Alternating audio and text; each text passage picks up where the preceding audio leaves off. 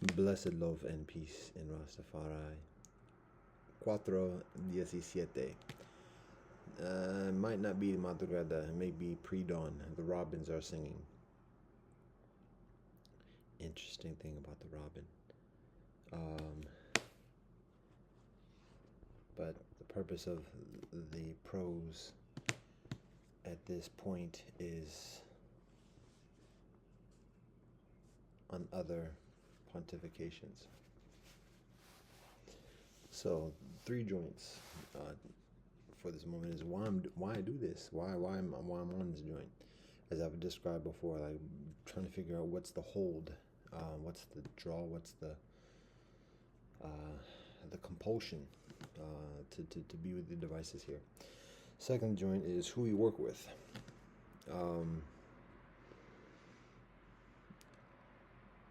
Very, very legit question we're asked through the years, even in the past 24 hours. So we find it, and we're thankful for being asked that. It's very difficult to give a direct answer because there's multiple answers. So we try to figure out what people are asking further and then respond to that directly. Intrinsically, it's somewhat of a, our response is somewhat evasive because it's like asking about like God. And additionally, like we do our best to describe it, but we work with everybody. Legit, like we work with the world, legitimately, honestly. But obviously, the pragmatism of that response is somewhat wanting. So it's like further specificity. At that point, it just gets into a matter of anecdotes about relationships. It may seem like overly diplomatic, whatever, but that's the very nature of who we are, what we do, and it's honest. So, anyways, that was the question. So we find another way of answering it that is intended to be shared, God willing. Here, third joint is the service we provide. There was something that I consider sharing in that respect specifically. Kind of, sort of, it's elusive at the moment, so we might just describe some generality, some specific, some specificity, and further. So here we go. First joint. Why I do this? This is what we discern. I and I. Particularly within recent days, like in this week about being outside the library and why am I on this cyber thing, and why do I find it difficult to sitting outside in the dark at night, in public, find it difficult literally to just get up and go, and have to the point of like having to say it articulated verbally aloud, let's go, let's go, let's go, in order to initiate that that emancipation from that moment. So what's the hold that the cyber sphere has on me at that moment, against my own volition, my personal volition, to stay seated there and just like scrolling. So just as in terms of discounting some things that might seem to be primary causal factors, it's not a matter of like loneliness. It's not a matter of looking for interaction or company, because that's not company. Like it's scrolling, and I very much further value interperson, direct communication, interaction, relationship, camaraderie, inside jokes, the things that come with direct personal interaction, not just at a moment, but enduringly through the years, knowing people, that vibe, that cipher, that energy, sharing that company, being in the presence of love. That's much further valued than this. That's the paradox. That's the irony of the whole internet communication thing, is that in the ability to communicate with anybody around the world, and additionally, the meaningful communication is significantly dissipated. So it's upon ourselves to exercise the discipline of how to balance appropriately, because there are tremendous benefits in communicating with kinfolk around the world. But the actuality is that we already do for thousands of years. So the other thing also with that is recognizing, let's see, do I do this here? All right, yeah. So the other thing is recognizing that my personal experience, because first of all, I spend much of my life alone. When I'm in school, from the earliest days, I spend much of my time at school, at home, alone. I have a device. Yes, initially it's the light bright, interestingly enough and intentionally enough. But for some people, it's books. For some, I won't say loners, but some people who are conditioned and trained to be alone, it's books, or it's drawing, or it's writing, or it's something else that's done individually. Um, but that's what I'm accustomed to, and I find, to be honest, if I think about it, or when I think about it, when we think about it, we recognize that many people, it's part of like the general training of conditioning of personal behavior to be alone, because isolated worker units that are further easily manipulated and further. But anyways, that's what I'm conditioned to. Didn't Not very social at high school, um, social at university, but at the same time, um, spend a lot of time in my dorm room, going to the library, studying, um, and being alone, listening to music, being alone. And this is before the personal devices, iPhones, and everything else that made it very easy. Like I'm in the quiet, having the music at the dormitory. And this is not what it's about. I spend much of my time being alone now, and also like struggling. Like, what is this all about? Why is everybody else partying? Why is everybody else having boyfriends, girlfriends? Why is everybody else like have circles of friends and have people call each other and everything else like that? But at the same time, I also think, like, why is everybody betraying each other? Why is everybody getting caught up in meaningless drama? Why is everybody hating on each other? Why is everybody lying and talking dirty about each other? And additionally, and it's like, I'm not trying to be involved in all that. And it's not something that I like. It was other than some kind of like intentional, whatever. It's just like naturally, just like I'm unmotivated to be enveloped in those things. And also, I had a sense of purpose, a sense of focus about upliftment of community, and additionally, and I recognize that those things were hindrances. Now, I get enveloped in certain things because it's life or whatever, but for the most part, I just spend a lot of time alone. Now, I say all this because eventually, like, I reach a stage of life where I find my kind. Um, when I travel abroad, when I travel outside the country, first, that's a huge thing. Getting outside the United States, because the United States is everybody here is a victim. Everybody, 100% of the people here are afflicted. And we can apply that in a spiritual sense, like the Buddha talking about suffering, but we're talking about 100% of the people here. All the foreigners are rejects. All the foreigners who reside here on this land, who are not native, are rejects. They're outcasts, for one reason or another, regardless of how much money they have, how high class they are, or otherwise. Everybody here is a reject. Everybody here is orphaned.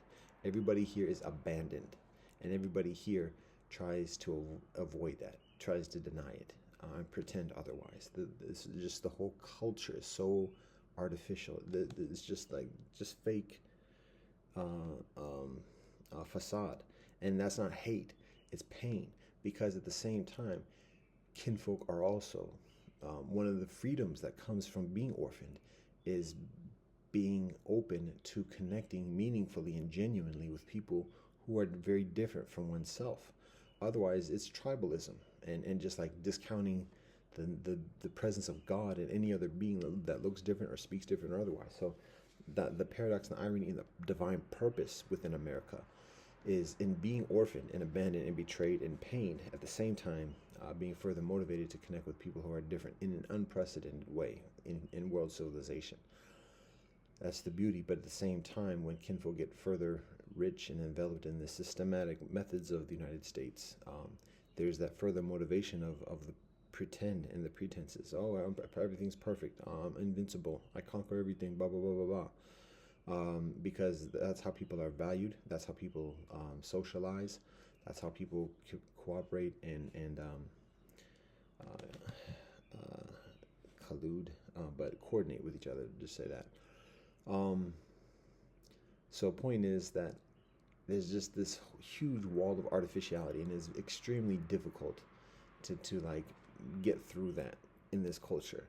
So, and that's what I grow up with, and it's like it's pervasive. Regard black, white, whatever people are, it's all there's just this huge layer of art. It's a makeup, it's a facade, a mask of artificiality, of fake pretenses, and additionally, and at the same time, again, extremely paradoxically and ironically, the ability of kinfolk working together and playing together and not swearing to kill each other at the end of the day or whatever, being able to play on the same sports teams or whatever, and so and developing friendship even amidst the artificiality. And so again, it's a very nuanced um, hypocrisy.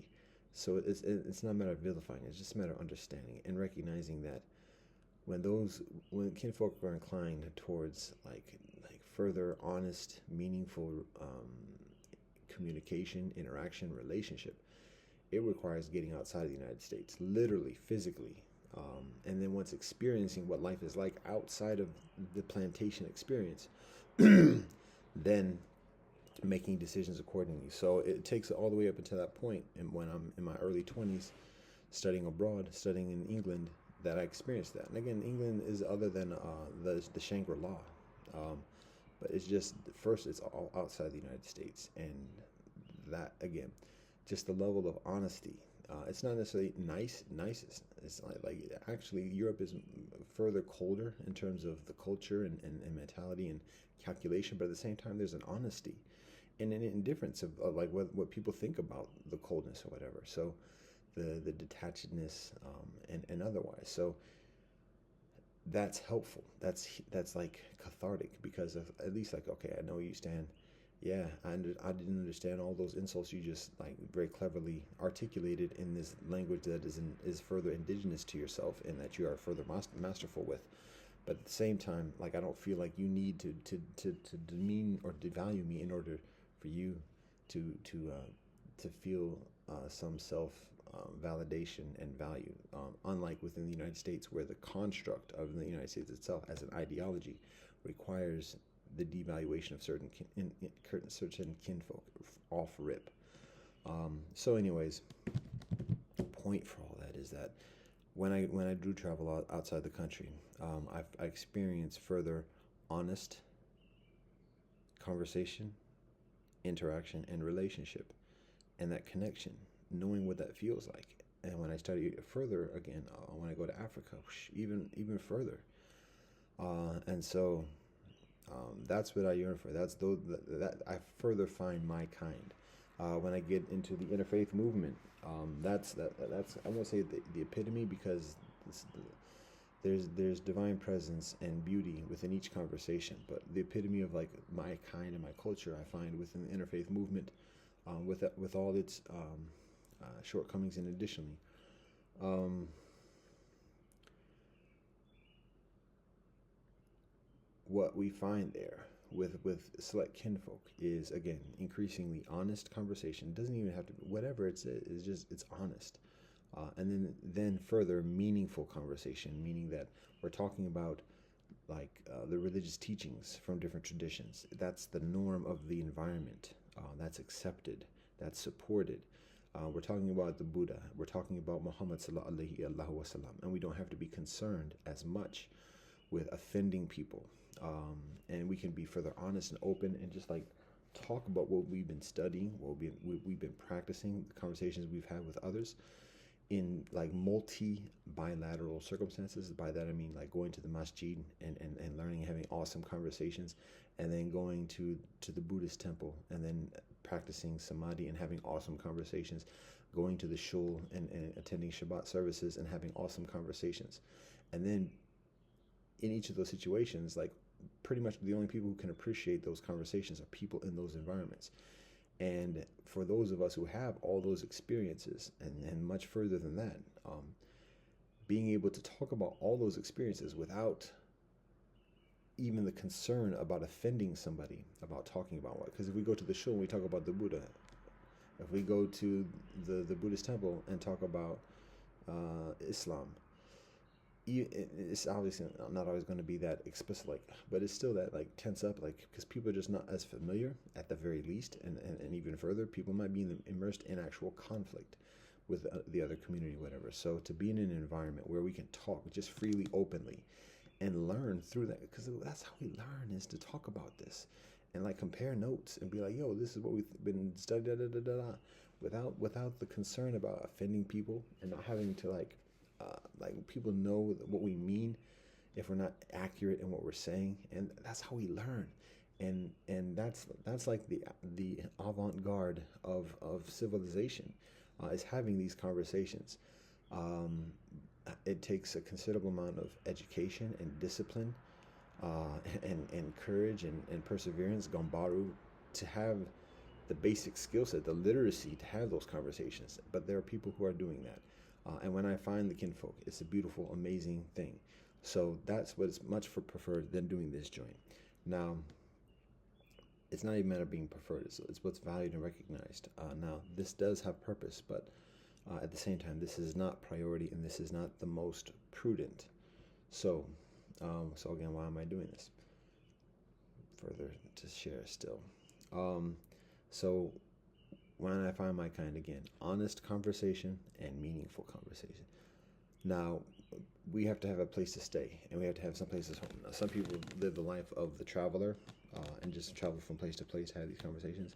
What I recognize is that it's actually not the norm to be able to have these conversations. Like when people reach, it's not a matter of like a greater level or whatever, but when people like walk to this height of the mountain, like there are fewer people available to have this kind of conversation. Most people, it takes a sacrifice of life. By that I'm meaning like being unmarried, being without children, having the personal freedom to travel, to learn, to not worry significantly about livelihood and otherwise, and invest oneself as a student and learn and absorb.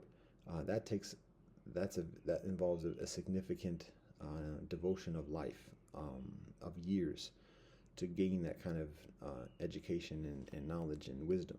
Um, so fewer people do that. Fewer people like, nah, bump that. I like having a wife. I like chopping it up at the local spot. I'm not trying to be all that. I don't care. I'll work and put it in because yeah, I like women. I likes my wife. I want to have children. I'm supposed to have children. That's where I'm going to invest myself in, and that's completely legit. But doing that precludes somebody from the path that I just described significantly. Um, Traveling, living abroad, sleeping in nondescript spots, and whatever else, and just and being comfortable with that. So,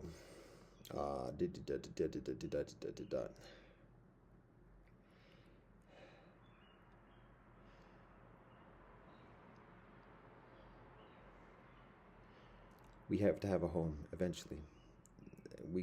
Some kinfolk can continue to just be travelers. That's available for some. That's a calling for some. For many, though, also it's a matter of like at some point, okay, saying we've learned a lot. We found what we've been looking for, and now it's a matter of like, okay, now we're ready to settle down.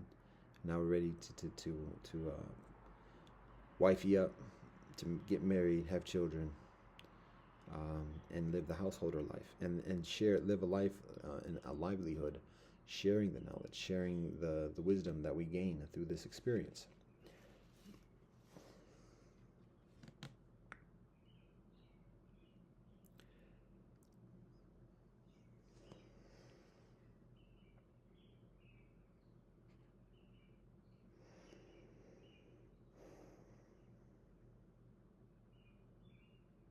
Relationship.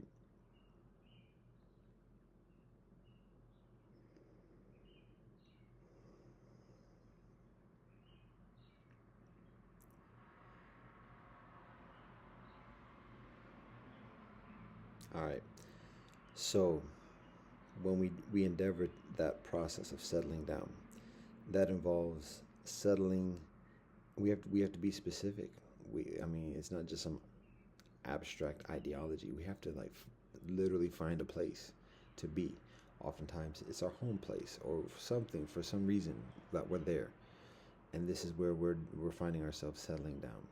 When we settle down, we get enveloped in the politics, the prejudices of the land, of the people, or wherever that is, and we have to find our diplomacy. We have to find our pragmatic platform of how we practically relate and ingratiate ourselves with the local kinfolk, the politics and the economics, the culture, whilst continuing to maintain our proclivities of heavenly talk, universal consciousness, transcendent culture and experience and conversation. So, often easier said than done. In that process, what I personally experience is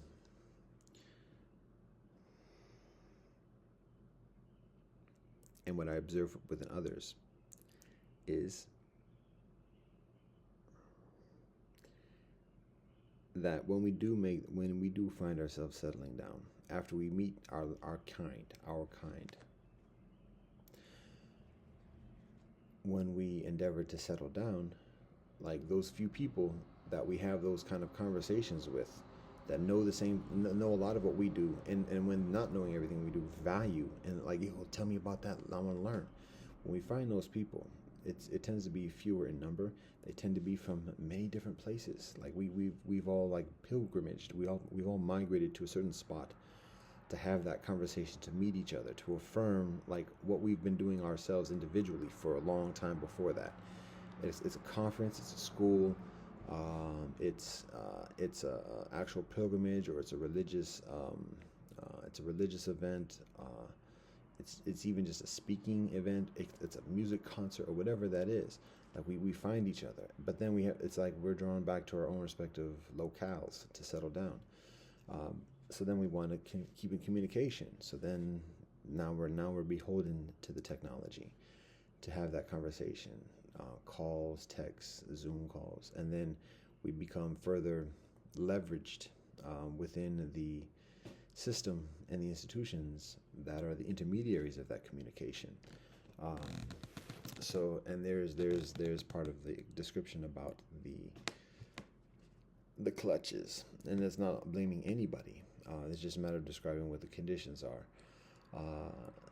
and it's very difficult to kind of like coordinate a lifetime methodology, lifetime strategy, blueprint, and like step-by-step methodology of building coalition at a weekend conference, or at a music concert, or at like a one-time event, even in a semester of study. It's difficult to lay all that framework, establish all that framework, so that when that window is concluded, that we say, okay, all right, now we're ready to like live together, literally as physical community, and build. So let's roll. The location is picked, facilities are secured. Let's roll.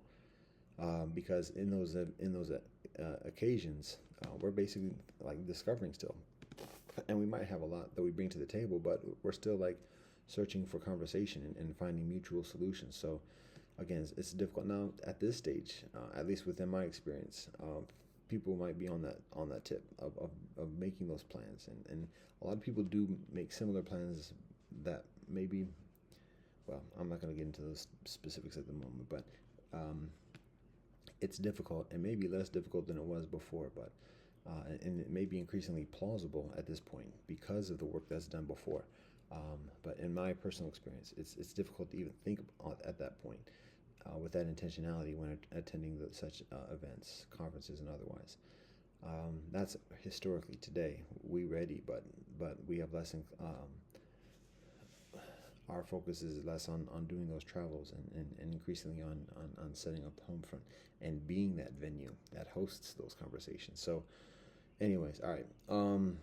So I basically described the connection because once we do connect and find the like minds, our kind, then we're still like living in different locales, and so we rely increasingly on technology to facilitate our regular communication, and that's part of the hook, that's part of the draw here. There's that. We can also recognizing the internet as a world culture. So for those who are increasingly inclined within world consciousness, we recognize that this is part of our community. Everybody on the earth is part of our constituency, is our kinfolk. So even if kinfolk ain't on the same tip in terms of conversation and topics or whatever, and that's not saying higher than or lower than, but just some kinfolk in our constituency are less interested in talking about it. That's fine.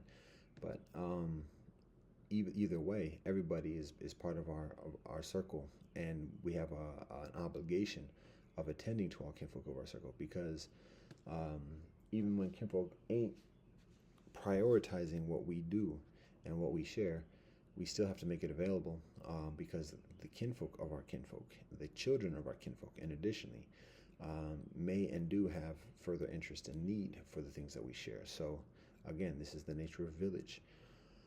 So that's part of the clutches. That's part of the draw as well. Now, that's somewhat of the general conditions, the general circumstances concerning our relationship with the internet, and the draw, the compulsion that we experience occasionally, sometimes further than others occasions, towards and with the internet. Now, that being said, what about like what I described just this past week? Um, why am I experiencing it this week, compared to previous weeks and points of the year, whatever else? Well, the other thing that particularly and further directly explains the compulsion, or the sense uh, of of volition and compulsion are the two concepts that are coming to mind. But um, the hold, I'll say, that the internet flexes on me just this past day, when I'm sitting outside of the library and working to leave, and saying, "Let's go, let's go, let's go." It's recognizing this. It's just the basic mathematics of give and take. And when we receive something, we provide something one way or the other. So what we recognize since yesterday is that in this project, this particular project that I'm personally working on at the moment, in establishing this World Lit study program, um, we are utilizing materials from the internet. I mentioned Wikipedia before. So even though it's not for ourselves personally per se, exclusively, it's for a service, we're still utilizing the services from the internet, the services that the culture of the internet establishes, all the different individuals that make the articles, Wikipedia that organizes it, the internet infrastructure that makes it available and accessible, all the online devices, all the Wi-Fi connections and servers and companies and everything else like that. So we are receiving something from that collective of kinfolk, and thus I'm outside of the library. I'm not paying any money for the process. This device is already provided. The internet service is already provided. The Wikipedia website provides service without monetary cost, which is appreciated. Wikipedia does solicit donations every year to be able to continue doing that, and we do provide donations to Wikipedia, so that's part of the relationship. So, anyways, but point being, like this material, there's not a monetary price that's being paid for the internet connection, for the information, and additionally, but at the same time, there is a price, and because as my father says so often when I'm growing up, ain't no such thing as a free lunch. Be mindful of that. So if you're not paying money for it, you're paying something else, and you might think about that, because if you don't know who the people are, like, you don't know what you're actually giving up. So to flip that around in the positive, it's beneficial to be mindful who the people are, so that when you're not paying money, you're aware of what you're giving up. Whether it's a sense of value, of not of being independent, of being self-sufficient, whether it's influence of how being that recipient is perceived by others, and additionally, there's so much further value in life and within ourselves beyond just money that people are aware of, and that people utilize money to take. So, anyways, ain't no such thing as a free lunch. So what we recognize is that in gleaning these articles, when retrieving these articles and this information, We could be doing it ourselves. Like we've already identified the people to include, and that's a lot of what the work is. But there is a significant work about actually telling the stories of those people. We could do a certain job about that. It's obviously some can vote further information than others. It would take a lot of, on my part, labor and time, and additionally to write all that myself. So, meanwhile, the benefit right now is to have the information, so to present it for children, students, youth, adults to learn what this material is. So rather than just rewriting information that's already available, just the point is just having some basic information that introduces people, to the legends that we're talking about, that we're sharing. So that's the important thing. So and having it available, because we're in the stage of education. So rather than just taking time and making it available for the archives, it's a matter of like, it's beneficial to have this material available at this moment, and like do study programs at this moment, have classes at this moment with the study material. So the expedient thing is Wikipedia, and gleaning the articles from there. So that's what we're doing. And I mentioned before that we're not selling this, we're not making money off of this. We do derive a livelihood off providing the service of teaching this, but we're not selling the materials for money, or even for silver. I already described the mechanism of Blurb and additionally. So, but even then, we're gaining a benefit from the articles that other people write, and so there's a price to pay. And so what we recognize is part of that price is fixation to this internet thing, and that might seem like what does that mean? But recognizing that again, it's we can recognize the phenomena of the internet, the cybersphere, the cipher of the internet, as a sentient being, a collective of sentient beings, but a sentience, a being, an existence of sentience itself. That is the culmination of all the needs, all the wants, all the desires, all the pains, all the pleasures of all the kinfolk connected and involved and participating in that cipher. So when we're here, what we recognize, just to be honest, this is facts, and all thanks and praise to the Most High. But what we recognize is that many people find what I personally share and what I personally am as very calming, as very peaceful, as very healing, and very beneficial for that. Sharing positive words, even when I'm lambasting or lightweight lambasting or low-key lambasting, it's with love, and it's without condemnation. It's with love for everybody, and it's without condemning anyone. It's a matter of calling people out. I call myself out. So even in that respect, it's still without condemnation, and it's also generally shared and articulated with an intention and a striving to provide solution. And some people might recognize a certain gentleness, a certain affection, a certain humor, a certain light heart. All thanks and praise to the Most High. So from that, people value that. It's therapy, literally, not lightweight, like legit therapy, 100. So maybe for some further than for others, but it is.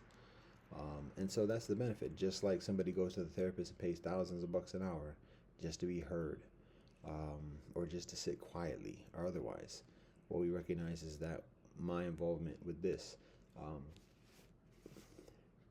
is a matter of therapy and counseling and consolation for the internet cipher. Now, that might sound very egotistical and presumptuous and self-boastful or whatever else, but we're looking at actuality, because the prominent way in which I am able to provide that service, that experience, that presence of peace and calmness is through my prayer and meditation, and regular exercise, which it's beneficial for me to start doing because the light's starting to emerge. Remember when it was here before? I was recording. Yeah, now it's emerging again. Beauty. The earth is rotating. So,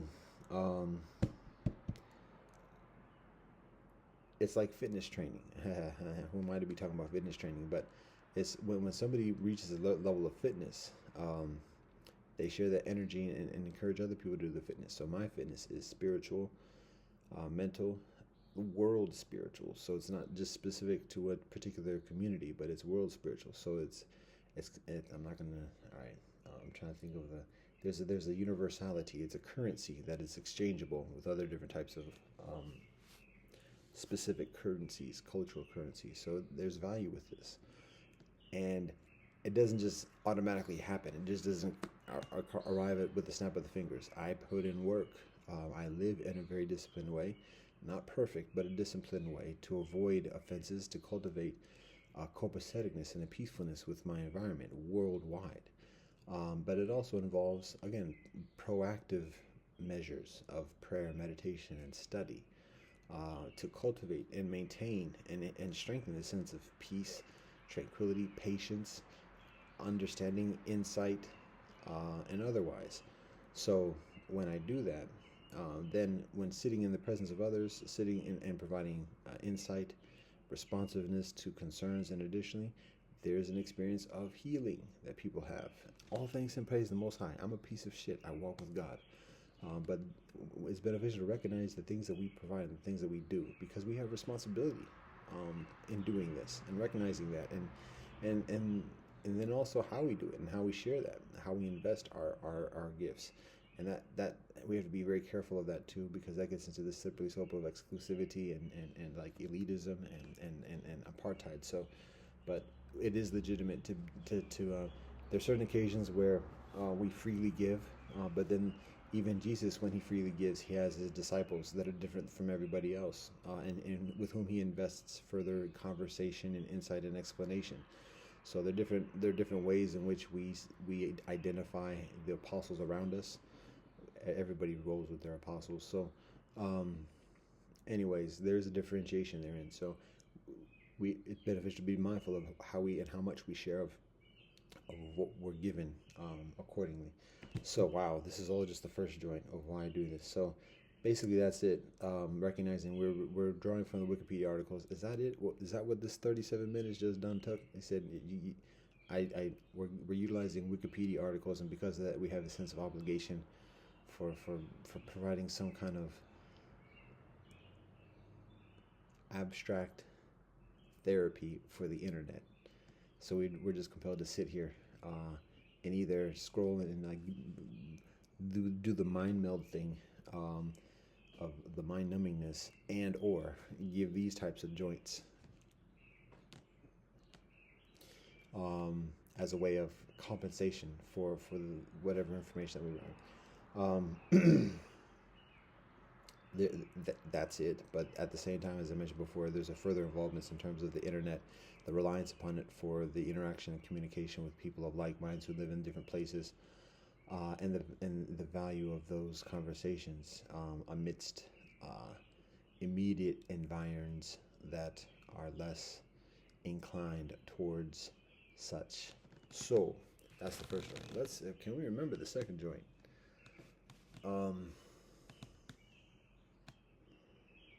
So asked about who do we work with. So again, I try to answer that as honestly as I can, as direct as I can.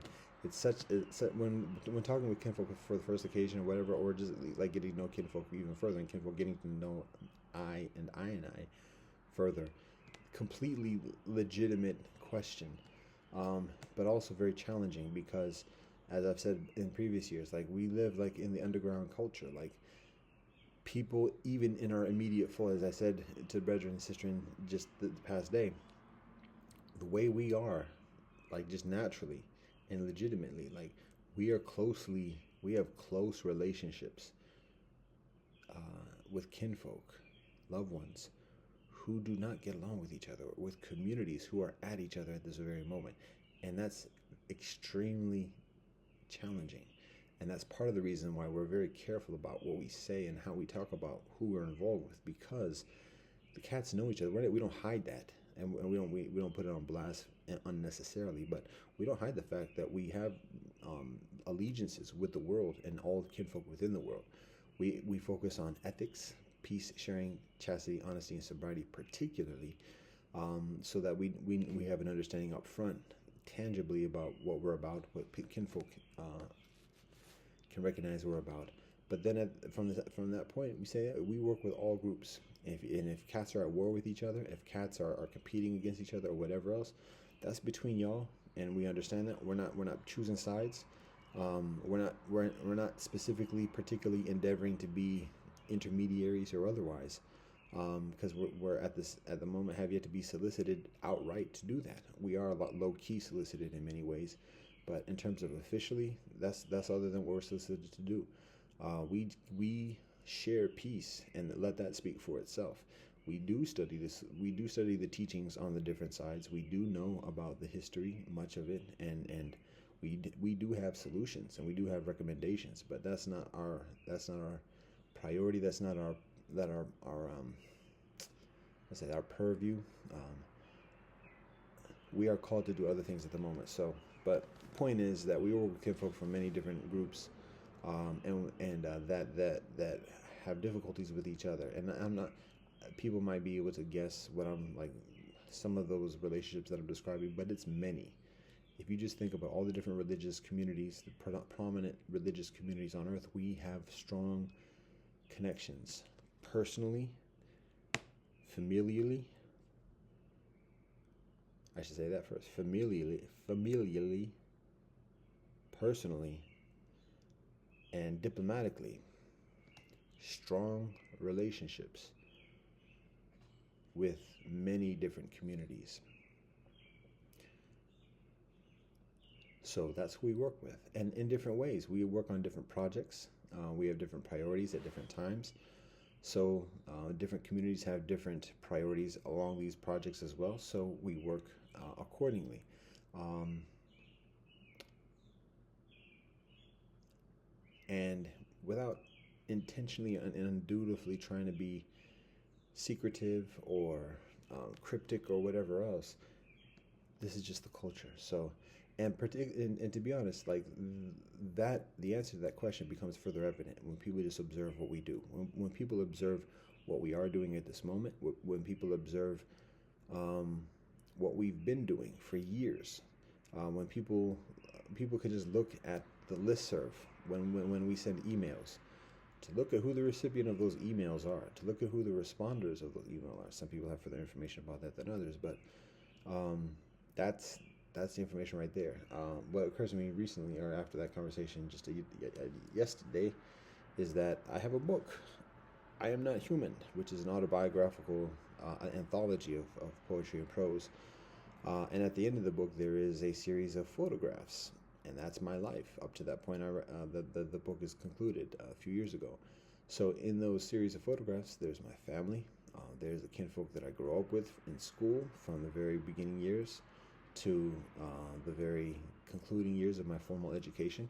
The people that I work with in the interfaith movement, and additionally, so that's who we work with. Now, obviously, not everybody that we work with is included within those photographs, but it gives an idea to people about who we actually work with.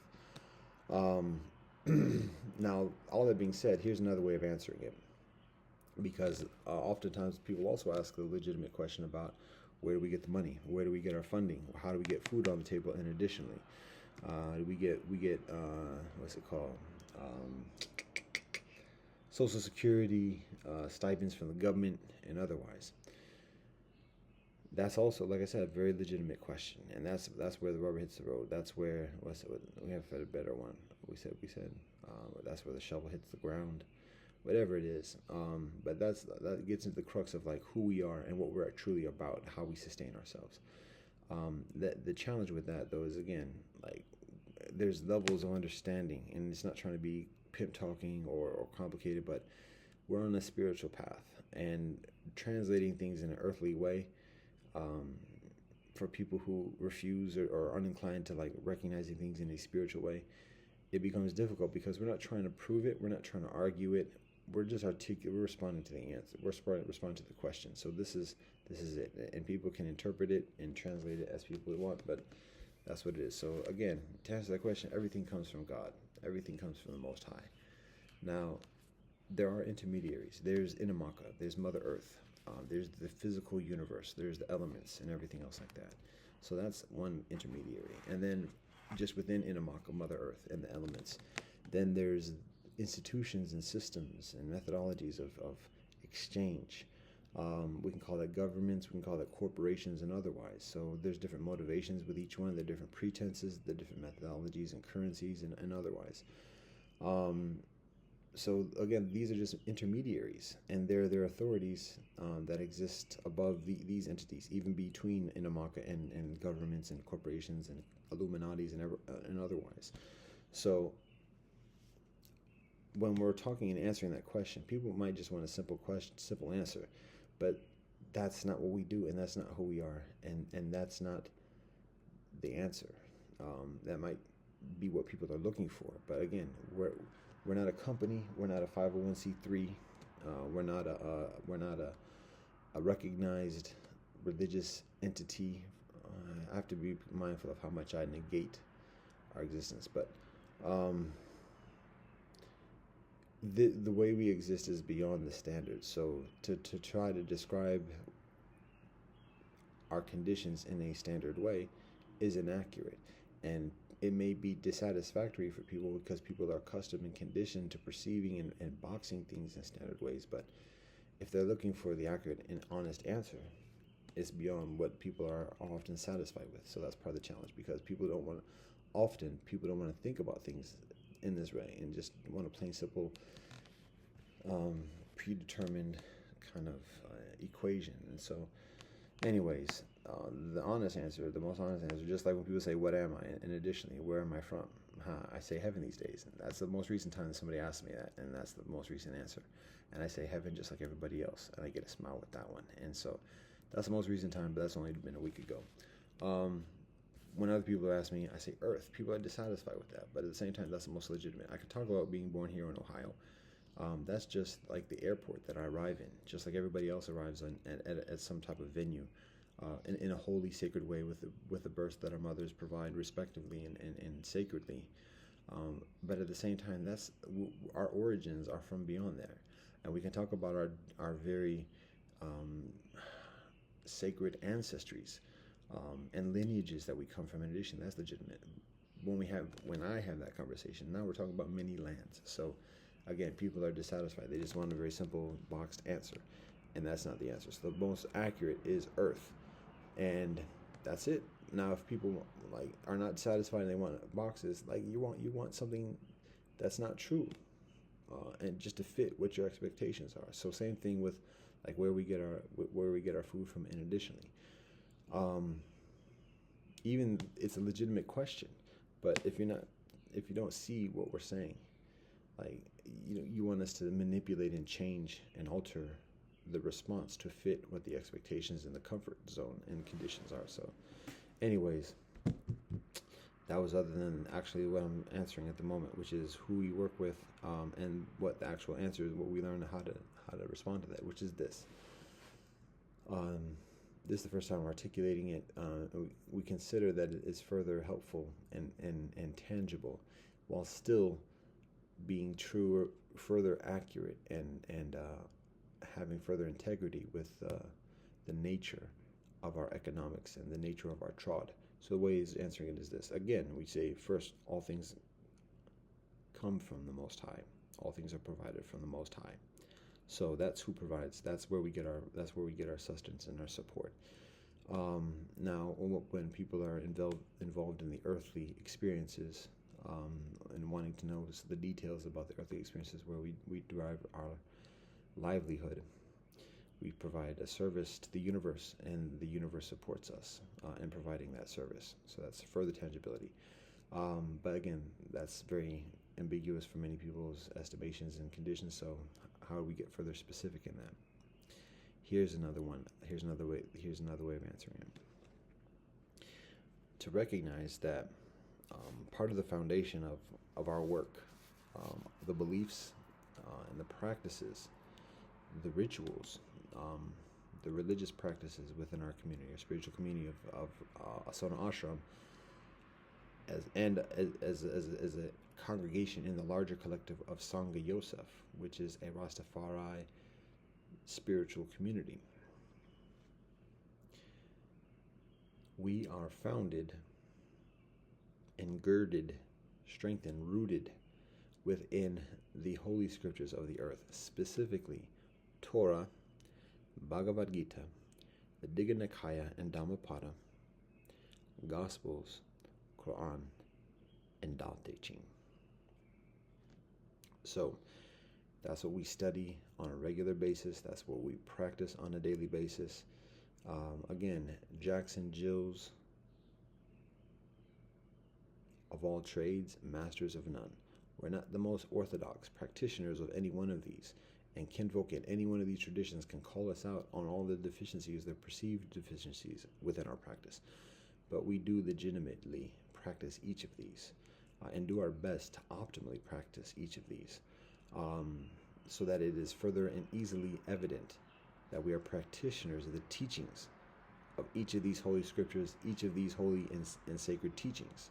So there is congruence. It's not easy, but there is congruence. It's not easy to practice any one of these. However,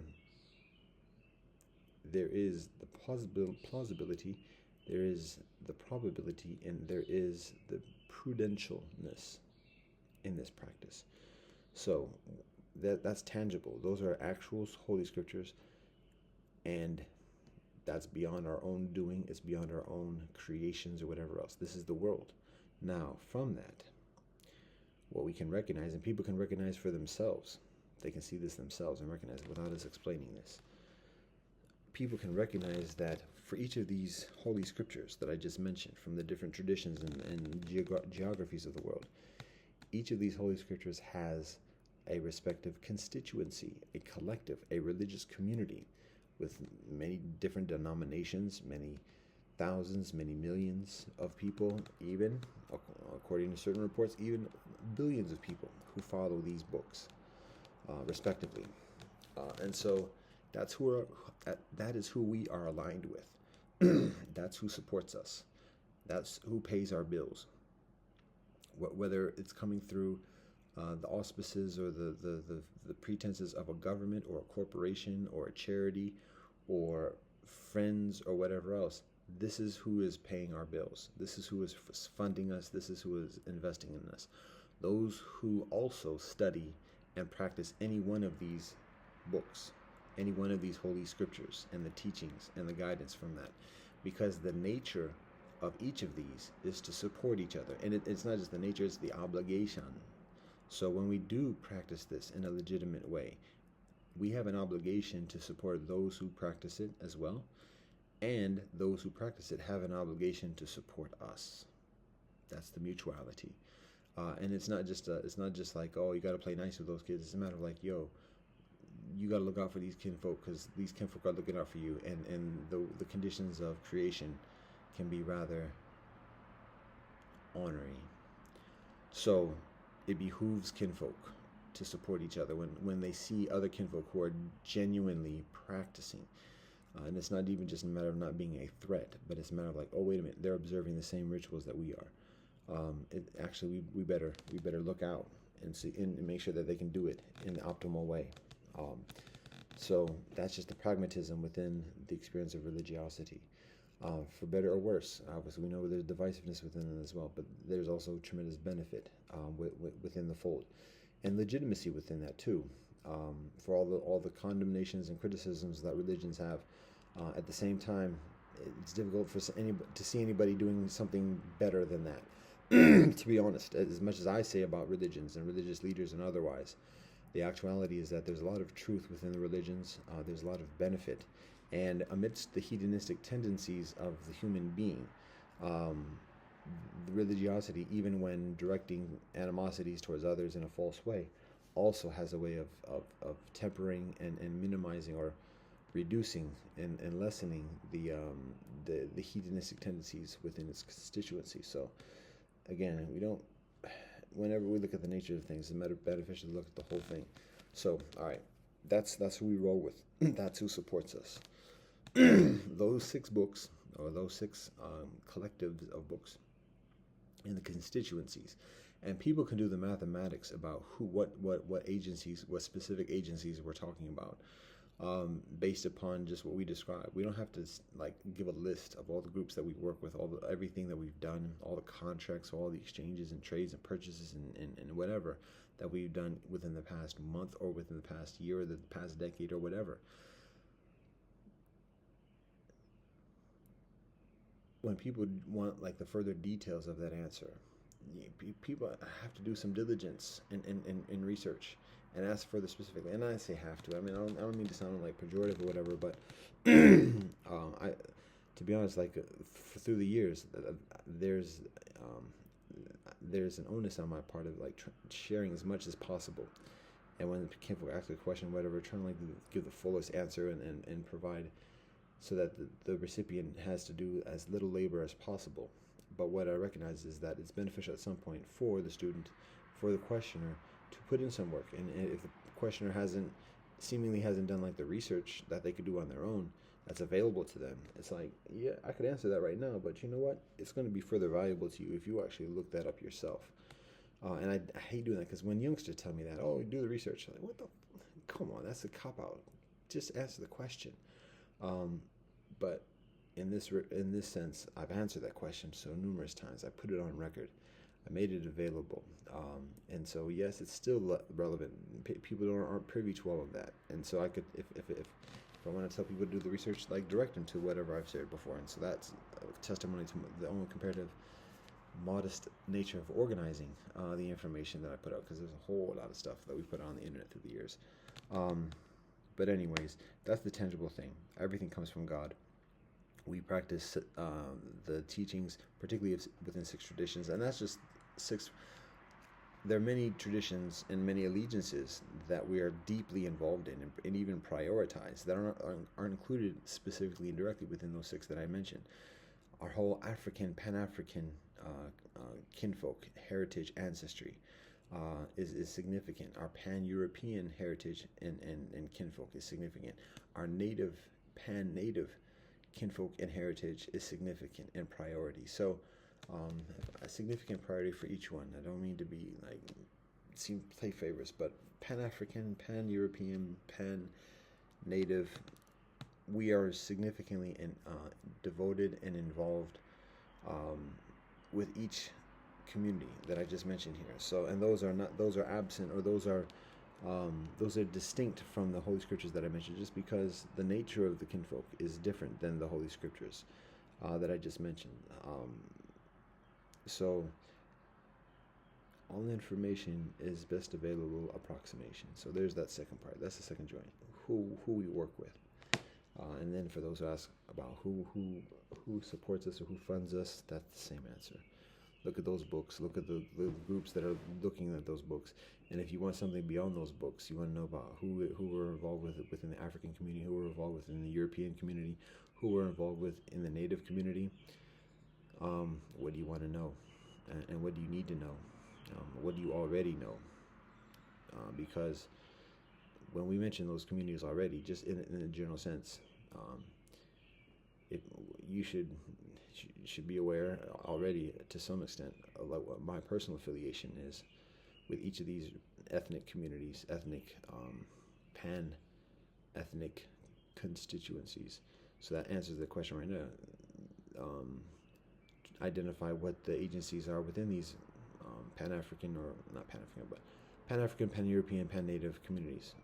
The agencies that are involved within those communities already. That's who we work with. That's who we've been working with. So that answers the questions.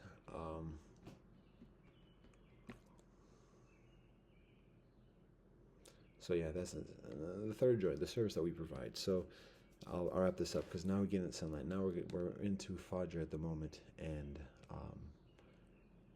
wudu. So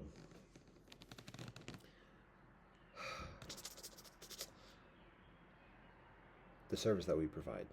Back in the day, over 20 years ago, when the Sunnah is initially forming, tangibly, legitimately, there's actually probably on record the files for 501c3. I don't know.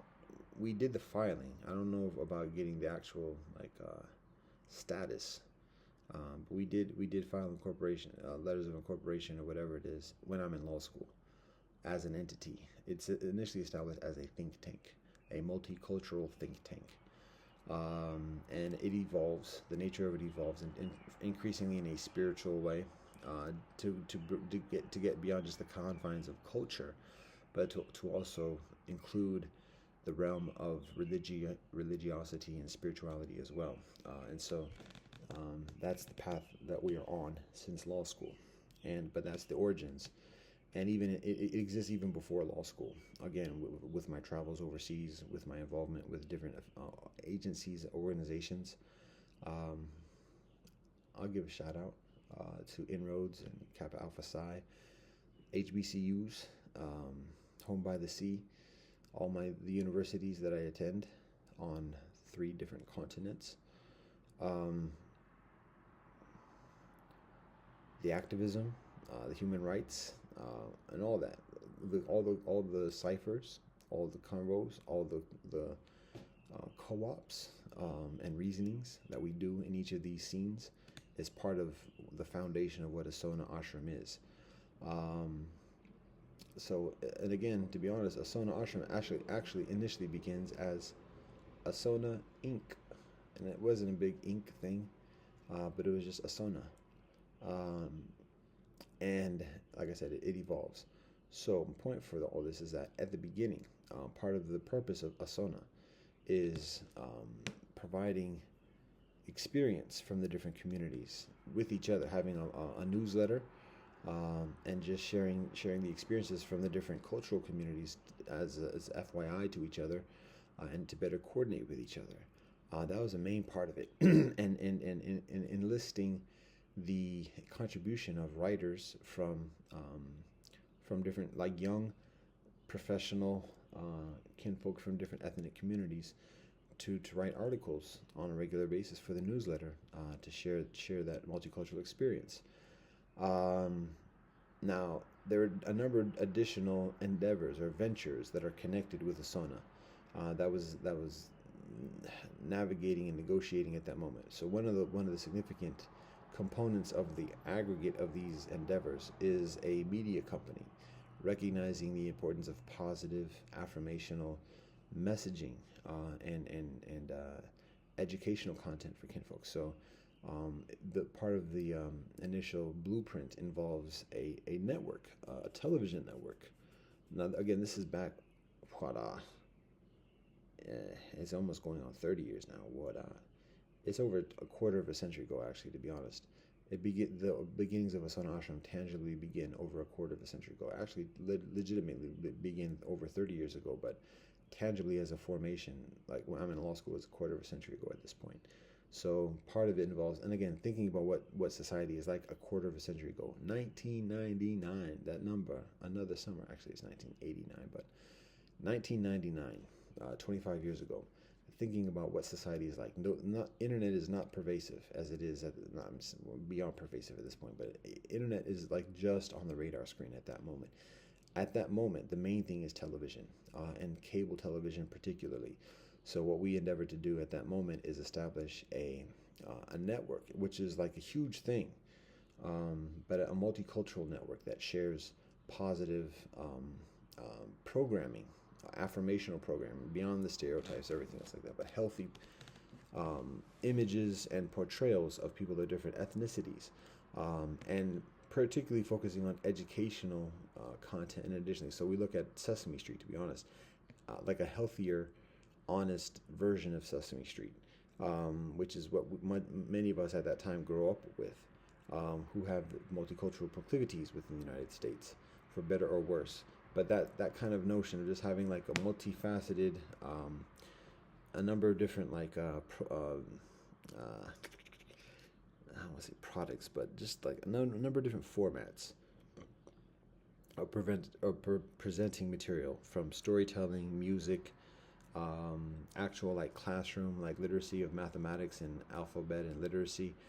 I mean, just like the gamut of those types of programs and formats, just in a network, and doing it creative, doing it from like a hip hop, grassroots kind of charisma and authenticity, but at the same time being organized and being healthy and having healthy portrayals of relationship and interaction between men and women, between older and younger generations in addition. So anyways, that's the blueprint that we begin developing over a quarter of a century ago. And we have the contacts, we have the network, we have the know-how, we have the infrastructure in the midst and everything, but it's a matter of like coalescing things together. And amidst that, anyways, like things happen. And we also learn as much as we are studied and have some experience of life at that time, a quarter of a century ago, being a quarter of a century old, we still have much to learn at the same time. And recognizing one of the big things is that communities at that time particularly actually don't have as much of an interest in kumbaya and getting along with each other as communities would like people to think. And again, this is part of the superficiality, not just superficiality, but the artificiality within the United States, that whilst we do have this amazing proclivity of interacting with each other, at the same time, when we look at the deeper levels of interaction and priorities within our communities, like there's less interest of actually doing something meaningful and genuine and enduringly with people of other communities, ethnically, religiously, or otherwise. And it's difficult to see that properly or like proficiently initially, because we just rely upon what people say, and we look at the organizations, we look at the platforms and the proclamations that are made from the organizations, we look at campaigns, joint campaigns that the organizations enlist in. And so there's a culture from like the novice eye of like, oh, look at all this people committing to solidarity and intersectionality, but all this like togetherness, Latino and African and European and da da da da da.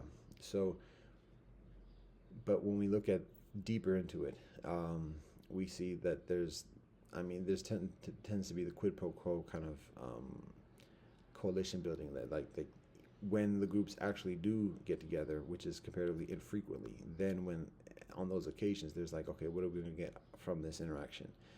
And it's a limited investment for a limited duration, and it's without the intention of an open-ended perennial kind of affiliation or cooperation or otherwise. And indeed, there's actually a very strong aversion towards that, because when it comes to the prospect of people getting married and having children, each group wants to stay to its own predominantly. If I can say, even to this day, it's difficult because it's a quarter of a century ago, things are different, but still, things are very different. But particularly then, like people didn't, the prospect of like young professionals meeting each other from different communities, and again, this is coming from the perspective of the elders, who are the ones generally who are having the big pocket paychecks or whatever to invest in such ventures. It's like, we don't want our children to be fraternizing with people outside of our community. We don't want to support environments that lend to affections being cultivated between people, children of other communities or whatever. So even though we recognize benefit in cooperating with other communities, we don't want to do the marriage thing. We don't want to have the children thing, and so we don't want to significantly promote these endeavors that lend themselves to that type of interaction and otherwise. So we learned that the difficult way, by experience, because people are going to say that, at least 25 years ago, people aren't going to say that up front, because then people get called out, and then so we learned that the hard way, and then we learned that an extremely difficult way. But anyways, point for all that is to say that part of the initial venture of Asona is a media network that includes programming that is educational, multicultural, healthy, and multifaceted in terms of music, storytelling, and otherwise. So since then, a number of things emerge. I mean, first of all, media changes significantly. Who watches television today? even back then, the cable was getting huge, so that establishing a network was not actually a big thing. Like all the different types of networks were starting up on cable, particularly, even on regular TV. So that wasn't even a big thing. And then as the internet becomes increasingly influential, it's like, why even try to do something on TV? Just do internet. It's further accessible, and you got a further audience, further reach. So, I mean, obviously, you see what happens with the internet, but even then, still, you have yet to see like a genuine multicultural joint. There's been a lot of experiments, and we've seen some things like hit and miss through the years, but we still have yet to see like what we're talking about. YouTube is just an amalgamation, and there's no telling what can forget. People have to like search and find, but even then, it's very anyway. I've already talked about the challenges in terms of the intermediaries and otherwise with that. So, anyways, what I share for all that is that the service that we provide today as a Sonar Ashram and as part of the larger collective of Sangha Yosef Rastafari is still the same thing. Sharing the stories, sharing the songs from our cultures of Earth, sharing the rituals, the times where we get together and gather, recognize and strengthen relationship with Creator, recognize and strengthen relationship with creation, all our relatives, be reconciled with each other, be celebratory with each other, and emphasize, remind ourselves, teach ourselves, study ourselves, share ourselves within the ethics of our community. So that's the service that we provide. And what we recognize is that as we've gone through this process of learning that after completing law school and everything, learning those stories, learning those songs, learning those ethics, learning the schools and the teachers of the world that provide this healing and this reconciliation.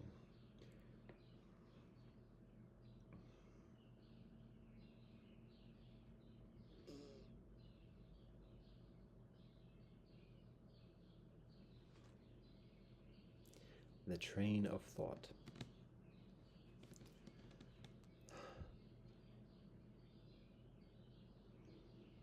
As we accumulate this knowledge, as we're gifted with this sacred knowledge and wisdom,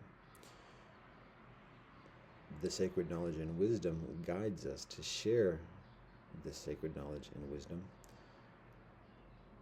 through a very similar methodology that we initially endeavor, through storytelling, through music, even through media. And at this point, the contemporary iteration of it, which is internet, whether social media or otherwise, as it remains to be seen. But point is this: the service that we provide is world literacy education. For anybody of any background, I mean, just like people can see benefit in studying medicine, people can see benefit in studying engineering, regardless of what background people come from. There's a necessity for that knowledge within every community, even law.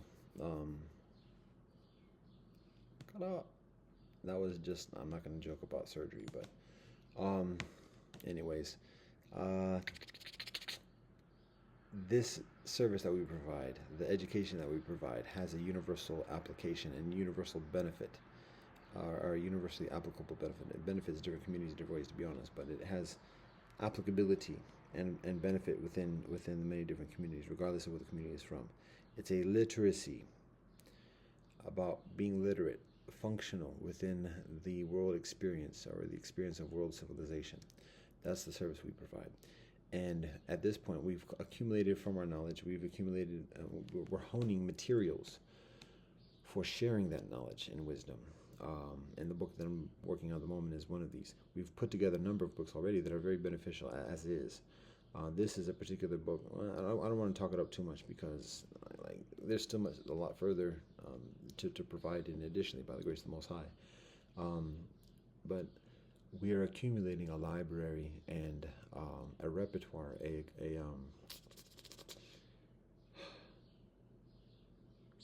reading material,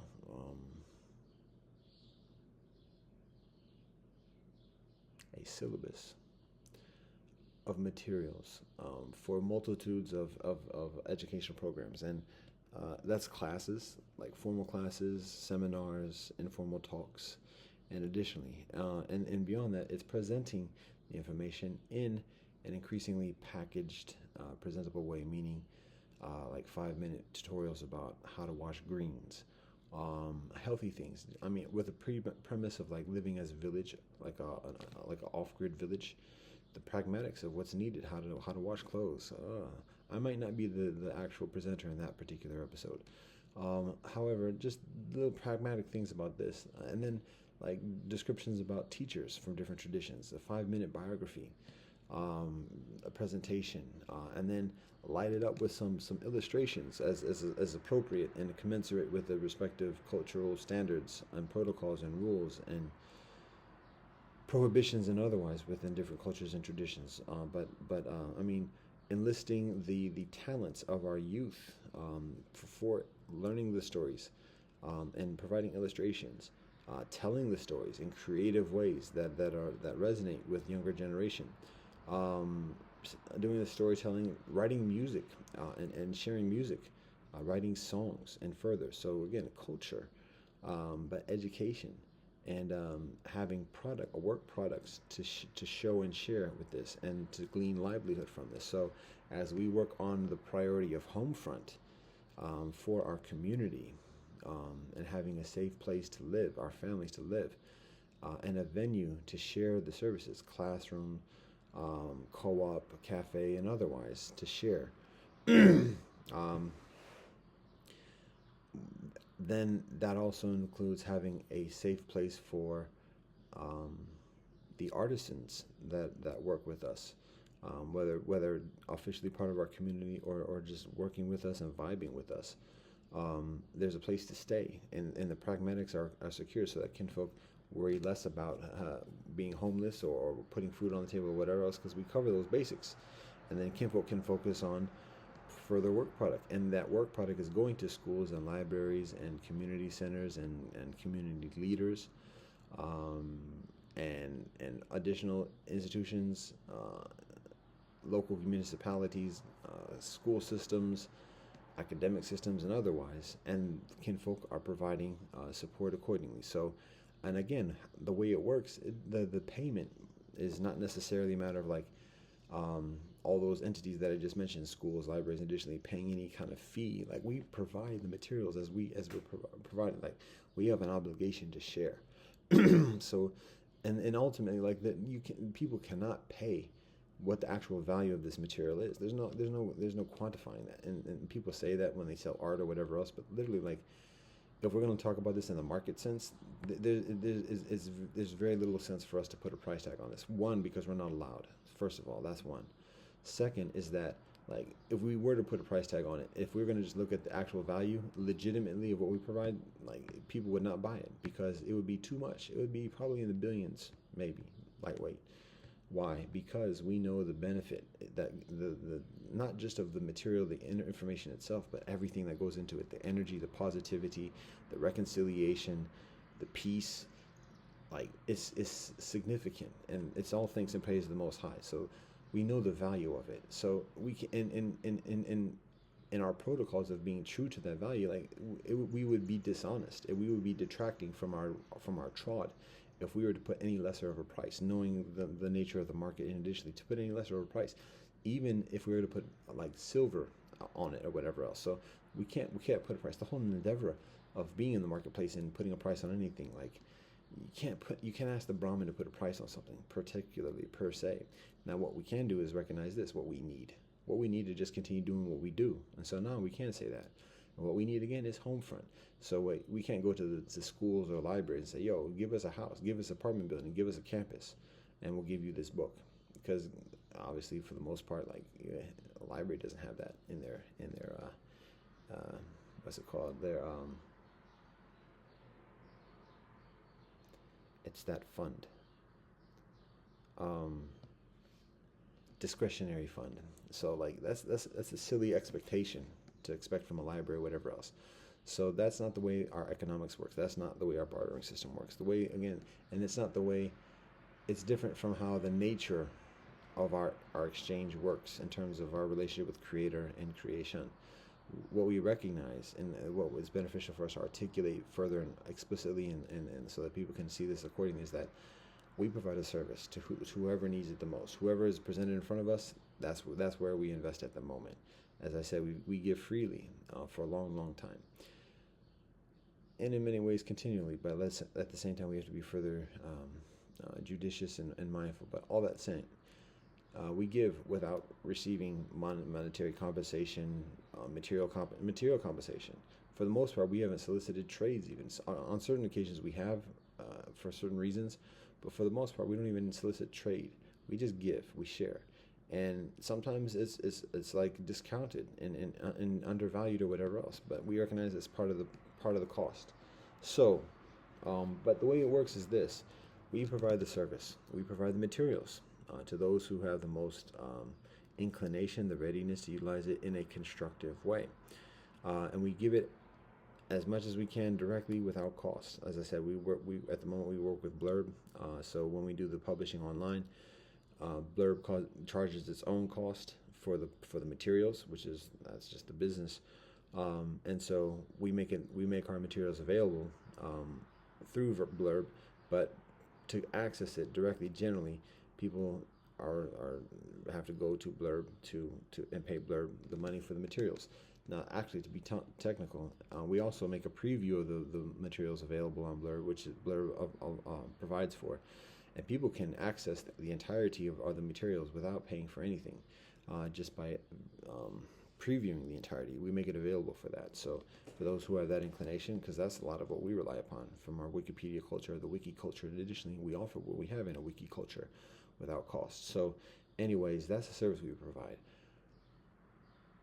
And we recognize, again, the people who receive the services predominantly are without the means immediately, like practically, just to be be honest, like don't have the means to provide what we actually need, which is a campus, which is infrastructure, and additionally, that's our priority. So we don't need a stipend, we don't need a gift here. We don't. That's not our priority, and that's not what our priority needs are. And if we're going to play that game, that takes us away from what we're doing. So we don't even play that game. We focus on what we actually need: a secure home front, a campus to be secure as families living together and supporting each other, and breaking bread together, studying together, and further. That's what we need. That's what we focus on: the home front. So where can we expect to get that? How do we expect to get that? That involves further negotiation with convention. There are lots of places, abandoned buildings, campuses, abandoned lots, and additionally, where the facilities are available for what I just described in terms of campus and the home front. So it's a matter of working with whoever the title holders are of that land, the municipalities where those lands are, and negotiate arrangements. So now, typically, in that type of situation, whoever is the title holder says, "Oh, I want this much money," and da da da da da. There's a price that's negotiated, and there it is. And so either the community has that money or doesn't have that money to pay that price. That's how it typically goes. That's not how it always goes, because other ways of doing it is that somebody else steps in and says, "Well, we recognize that this community is doing a benevolent service and has a genuine need for this and that and the other, so we'll step in." That can be a philanthropist, that can be a government agency. I should say, I'll put it like this: that is a philanthropies, that is government agencies, that is IGOs, that is private investors, and additionally. So there's all the different types of ways that scenario happens. And again, it's the Most High working through the instruments of creation to reach the culmination, the coalition, or whatever else of the circumstances, situation. So that's what we recognize as part of the mechanics, the economic mechanics, is that we provide what we do. We are valued for what we do. It may be valued amongst the proletariat, amongst like the low-key brethren, and additionally within society, the salt of the earth. But at the same time, when that happens, it's recognized amongst the hierarchies of like, yo, they're doing some things there. They're keeping like they're able to like keep some steadiness amidst like a constituency that has preceding volatility, whatever. That's impressive. We should like recognize it. We should support it. So it's like it's multi-level in that respect, and so it's not a quid pro quo. That's not why we do it. We're just understanding the nature of it and the mechanics of it. And so when we look towards like, okay, who do we go to? We don't go to grants because that's just hoops and ladders that are detracting from what we're focusing on. And it's a whole other game of manipulation. I'm not trying to hate on that shade, but that's the actuality. We're on a different path. So it takes some time, it takes some patience, it takes some diligence and discipline and sacrifice that involve a lot of niceties and comforts, electricity, and additionally. So not and the whole thing with electricity is not permanently. It's not like some anti-electricity kind of thing, but just recognizing like practicing the discipline of living without that, having a strength of mind, not being fearful of losing it, and then being further strengthened in the negotiation. It's not even a matter of like trying to like negotiate terms better or whatever, but just like there's further strength and formidability in our path and resonance within our conversations as we focus on home front to actualize home front. So just recognizing that, and again, it helps with even as much as I talk about distractions at this point. It actually helps with dealing with distractions. So, anyways, those are some of the mechanics. So we share our services with those who have the most inclination of receiving them, and we do it as honestly as possible, and at this point, further as well as dutiful and prudent as possible. But at the same time, in doing it, like just sharing it and inviting kinfolk to build from that, inviting kinfolk to participate in it. And then when we look at what our needs are, then we go to those kinfolk who are involved with that, and work towards terms of negotiation and agreement to satisfy those needs. And then it becomes just a matter of translation, of being able to articulate why the entities that are holding the titles or the means to the titles have motivation for forwarding the titles to our stewardship or via our stewardship to Native community, and additionally to host our residents and support our home front. Just articulate the rationale why that, what benefit that provides to the obligations and the responsibilities of the people in those positions of conventional authority. And then having a track record that substantiates that translation. So that's the way it goes. And again, it's other than just like a quid pro quo. It doesn't work like that. And there's an absence. There's a lot of guidance. There's a lot of examples historically and scripturally that guide us in this path. But there's an absence of any particular one methodology that is applicable at this moment. There are many that are significantly applicable, but the conditions are very different than any one particular scenario from going. And that's just the nature of life as well. Like we learn from those who before us, but at the same time, we also have to recognize how our circumstances are different. And sometimes it's very much it's a combination of preceding circumstances, and in that combination, we have to find a unique solution for this moment. So there's tremendously beneficial guidance and wisdom from Avraham Avinu, Moses Rabbeinu, Avraham Avinu, Moshe Rabbeinu, Muhammad sallallahu alaihi wasallam, the Buddha, Sri Krishna, Lao Tzu, Kong Tzu, Ming Tzu, Diganawida, whose name is sacred, Haile Selassie I, His Majesty, and Her Majesty Waizaramanen, Dag Hammarskjöld, humble, and additionally, so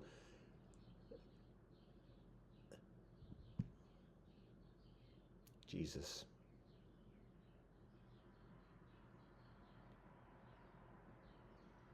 Baha'u'llah, Guru Nanak Dev Ji, Zarathustra, Mahavira, and further.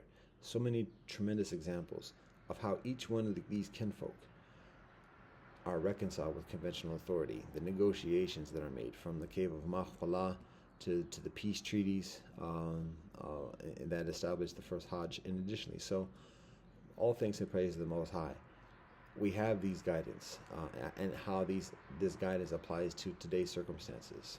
So, anyways, that's some of the description of why we're on this joint at this moment, as Fajr is in our midst, working on strengthening our salat, working on strengthening our davening and our samadhi and our yoga. And that is a further answer to who we work with. And that's a further answer to the service that we provide and how we secure the home front. And as the light occurs, as the light emerges, now we're starting to see the dingy. Oh, the stingy and the dingy. The cringy and the bingy. Is there anything else that we're leaving out?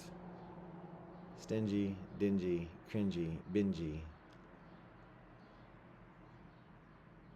There's further, but we're going to leave that for the skies. For the skies. And in the meanwhile, with all this energy in the AM, amidst the sweaty sweat, we give all thanks and praise to the Most High Elohim. And blessed love and peace in Rastafari.